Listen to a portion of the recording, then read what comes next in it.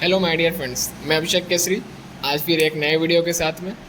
जैसा कि हमने लास्ट टाइम जो है जियोलॉजिकल क्लासिफिकेशन के बारे में स्टडी किया था, और ये जो हमारा टॉपिक है वो बेसिकली आरजीपीवी के यूनिट जो बेसिक सिविल इंजीनियरिंग है उसके यूनिट फर्स्ट का टॉपिक है, जिसमें हम बात करने वाले हैं basically building material and construction के बारे में।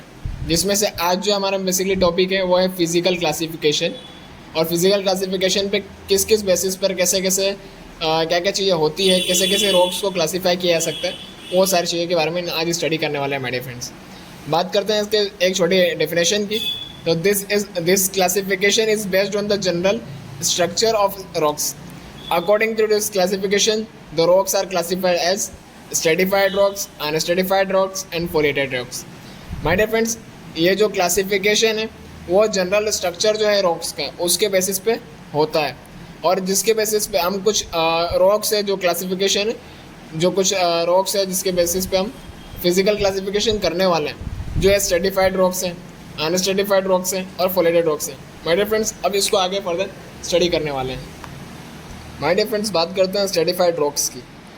तो एक छोटी सी डेफिनेशन जिसकी स्टडी करते हैं हम।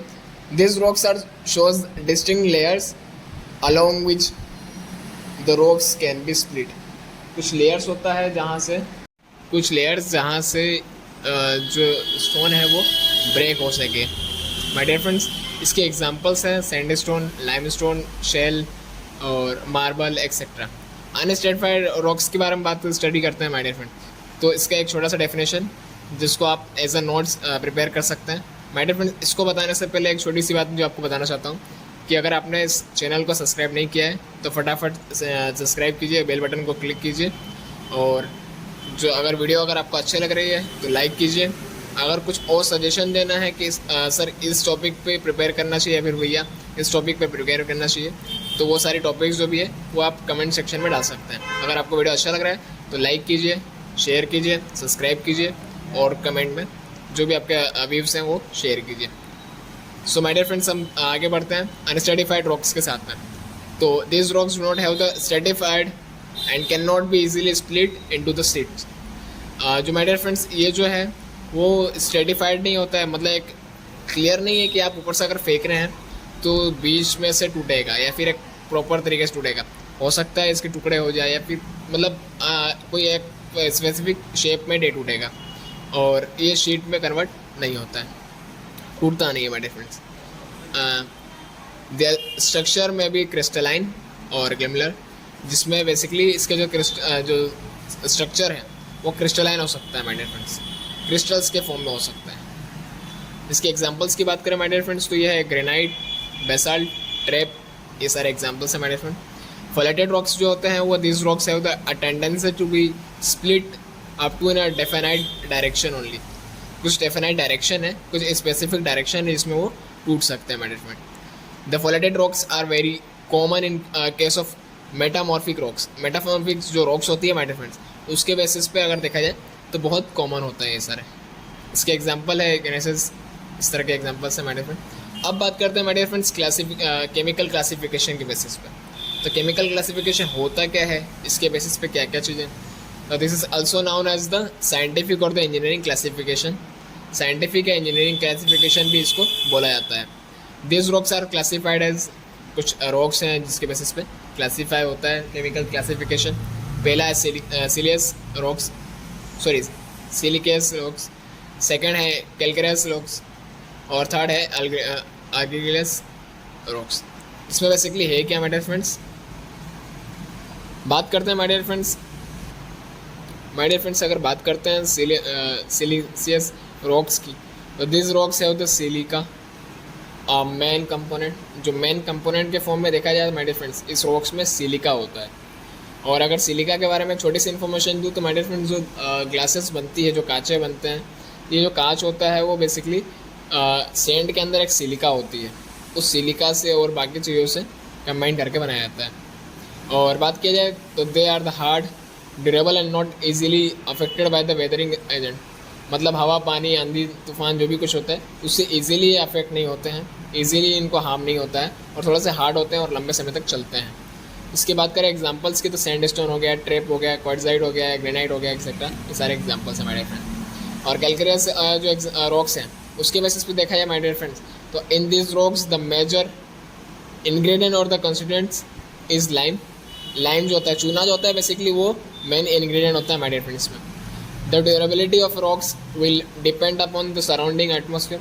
आसपास का माहौल कैसा है, मतलब वेदरिंग एजेंट कैसे हैं, ज़्यादा गर्म तो नहीं है, ज़्यादा ठंडा तो नहीं है, इस तरह के जो एजेंट्स हैं, ये सारी चीज़ें जो हैं उसके ऊपर डिपेंडेंट होता है माय डियर फ्रेंड्स इसकी जो ड्यूरेबिलिटी, कितना लंबा तक समय तक चल सकता है। इसका एग्जांपल है my dear friend black stone, marble, dolomite, इस तरह के एग्जांपल्स हैं। आर्गिलेसियस जो बात किया जाए रॉक्स की, तो this rocks have the clay और द एल्यूमिनियम मिनम as their main component. Clay जो होता है बेसिकली माय डियर फ्रेंड इसका जो मेन कंपोनेंट होता है। And this rocks are dense, compact and hard, थोड़े से घने होते हैं या थोड़े से हार्ड होता है। And they are brittle can not be with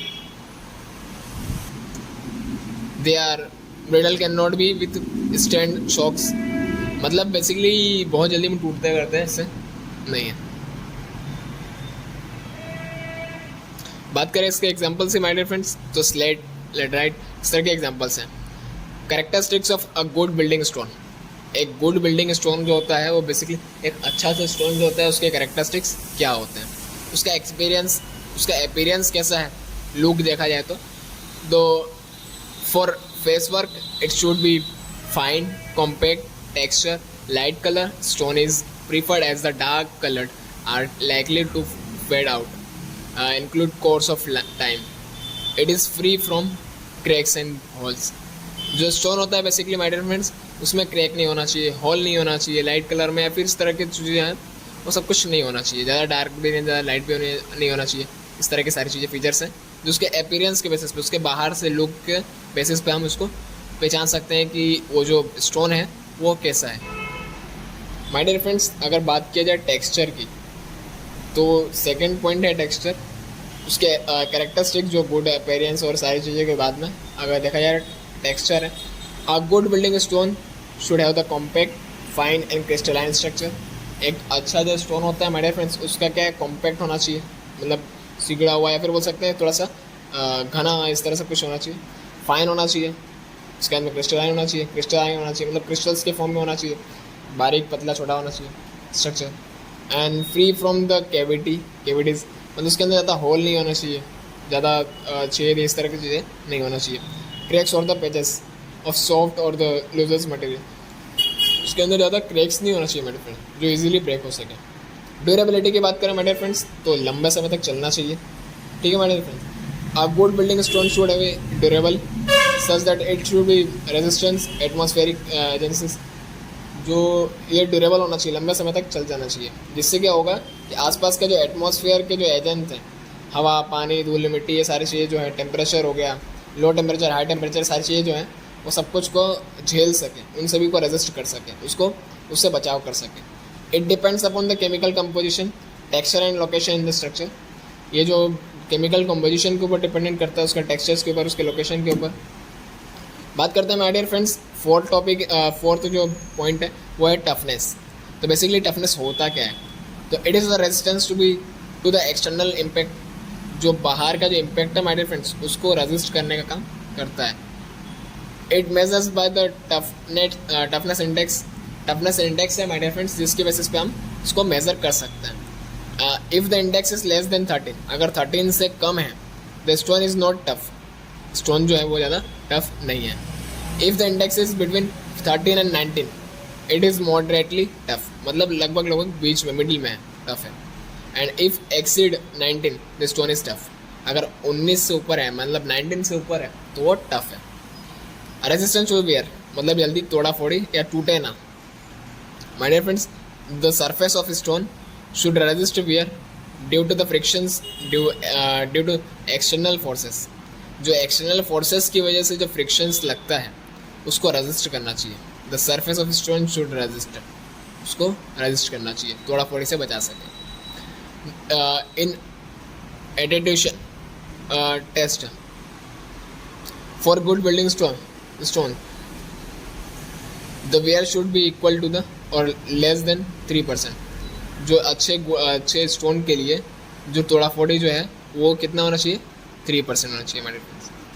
ये कैसे पता लगा सकते हैं, तो जैसे एक मशीन है जिसमें आप अगर लगाते हो सिलेंड्रिकली शेप में, और उसके बाद में क्या होता है बेसिकली उसको प्रेशर और फ्रिक्शन ये सारी चीज़ें मतलब लगाते हैं, उसके ऊपर लगाते हैं, जिसकी वजह से कुछ जो मटेरियल है वो झरना चालू हो जाएगा, उसमें से टूटेगा, और जो निकलेगा उसका वेट और इसका जो फाइनल वेट है उसका जो उस फाइनल वेट का ये 3% से कम होना चाहिए। तो ये जो इसकी रेजिस्टिविटी जो थोड़ा फोड़ी से वो अच्छी। The crushing strength for good structure stone, the crushing strength should be greater than 100 Newton पर mm²। माय डियर फ्रेंड्स, का क्रशिंग स्ट्रेंथ जो है तो वो कितनी होनी चाहिए अच्छे गुड बिल्डिंग स्टोन के लिए, 100 न्यूटन पर mm²। ठीक है माय डियर फ्रेंड्स, इतने फोर्स भी लगे तो मतलब इसकी स्ट्रेंथ अच्छी बनी रहनी चाहिए।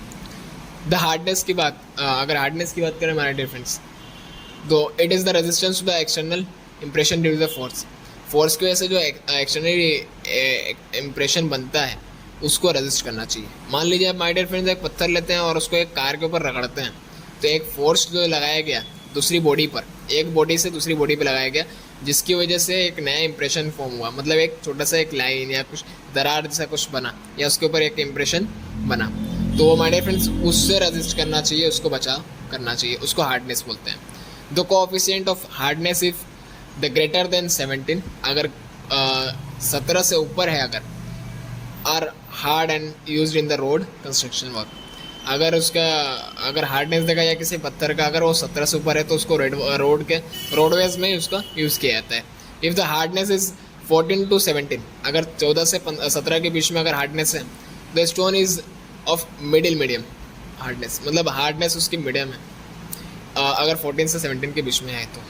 If it is less than 14, the stone is said to be poor hardness, अगर 14 तक है तो उसका हार्डनेस बहुत पुअर है, और अगर 17 तक है तो हार्ड है, 14 से 17 है तो मिडिल है, और 14 अगर 14 से कम है तो बहुत पुअर हार्डनेस है, बहुत बेकार हार्डनेस है, बहुत कमज़ोर हार्डनेस है।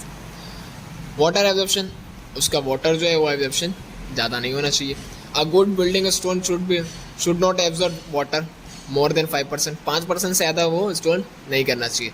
और अगर आप पूछेंगे कि कैसे हम परसेंटेज कैसे पता चलें, तो उसका जो वेट है वो सूखे हुए में वो जो पत्थर है उसका वेट मतलब उसको ऑब्जर्वेशन कीजिए कितना वेट आ रहा है, उसके बाद में उस पत्थर को, उस ईंट को या जो भी स्टोन है उसको 24 घंटे के लिए उसको पानी के अंदर रखिए, और उसके बाद में जो फाइनल वेट आएगा उस वेट को इनिशियल माइनस फाइनल कीजिए, और उसके बाद में उसका जो परसेंटेज निकालिए। अगर वो मोर देन 5% आ रहा है, मतलब उसकी ड्यूरेबिलिटी कम हो सकती है, या फिर उसको वो अच्छा गुड बिल्डिंग स्टोन नहीं है। Its original weight more than water absorption, जो चीज़ें समझाया वो सारी चीज़ें इसमें। Volume of voids and volume of stone, porosity क्या है एग्जैक्टली, वॉल्यूम ऑफ वॉइड्स पर वॉल्यूम ऑफ स्टोन, वही चीज़ जो आपको बताया गया। माय डियर फ्रेंड्स, अब स्टडी करते हैं किस चीज़ के लिए, टेस्ट ऑफ स्टोन। स्टोन को टेस्ट कैसे किया जाए, तो these are various test conducted on the stone to check their quality following are their test. कुछ टेस्ट हैं जिसके बेसिस पे हम उसको टेस्ट कर सकते हैं स्टोन को। तो फर्स्ट है हार्डनेस टेस्ट, सेकेंड है टेंसाइल टेस्ट या स्ट्रेंथ टेस्ट, एसिड टेस्ट और इम्पैक्ट वैल्यू टेस्ट। उसके ऊपर क्या इम्पैक्ट डाल रहा है, एसिड का अगर कुछ रिएक्शन होता है तो उससे क्या होता है। हार्डनेस टेस्ट की बात करें my dear friends, to determine the hardness of stone following step should be followed are. Hardness को अगर पता करना है तो उसके लिए फॉलोइंग कुछ स्टेप्स है जिसको फॉलो करना चाहिए।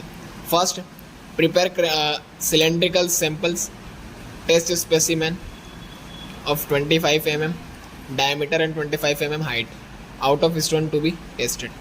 अगर आपको हार्डनेस को टेस्ट करना है माय डियर फ्रेंड्स, तो प्रिपेयर सिलेंड्रिकल सैंपल, एक सिलेंड्रिकल सैंपल बनाइए, उसका जो एक सिलेंडर टाइप में उसको पत्थर को काटिए, और टेस्ट स्पेसिमेन ऑफ 25 mm उसका डायमीटर होना चाहिए, और 25 mm का उसका हाइट होना चाहिए, और out of stone to be tested, उसको टेस्ट कर सकते हैं।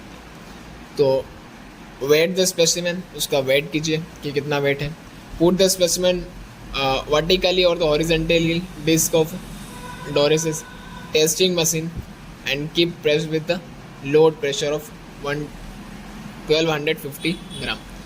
1250 ग्राम का उसके ऊपर लोड लगेगा, प्रेशर लगेगा, और उसको एक मशीन के ऊपर रखा जाएगा, उसको हॉरिजॉन्टली या वर्टिकली कैसे भी। उसके बाद में उसके ऊपर प्रेशर लगेगा my dear friends. The rotate the disc of machine at the rate of 28 RPM, 28 RPM पे ये चलेगा स्पीड पे। इसको मशीन उसको रोटेट करेगा कंटिन्यूसली। और during this sprinkle coarse sand on the disc regularly.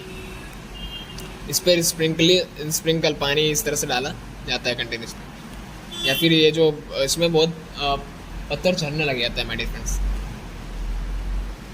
Take out the specimen after 1000 revolution and weight it. 1000 revolution जब हो जा रहा है माय डियर फ्रेंड्स, 1000 बार जब घूम जा रहा है अपने एक्सेस पे, तो उसके बाद में इसका वेट को टेस्ट कीजिए। Determine coefficient of hardness as follows. कुछ फॉर्मूला है जिसके बेसिस पे आप टेस्ट कर सकते हैं। किस बेसिस पे? 20 minus loss in the weight in gram by 3। ये फॉर्मूला लगा के अगर माय डियर फ्रेंड्स करते हैं, अब बताता हूँ इजी तरीका जिससे आप इसको याद कर सकें। 20 को रखिए कोफिशिएंट में, मतलब कांस्टेंट, माइनस कीजिए लॉस इन द वेट, जितना ग्राम जो चूरा है, वो जो आसपास में जो चूरा हुआ है, जो थोड़ा बहुत डस्ट जो निकला हुआ है, या फिर जो उससे जो झरा है वो पत्थर, वो सारी चीज़ों को वेट कीजिए। और जो वेट करने के बाद में जो आ रहा है, वो उस ग्राम में अगर उसको वेट करने के बाद में जो आ रहा है उसको 3 से डिवाइड कर दीजिए।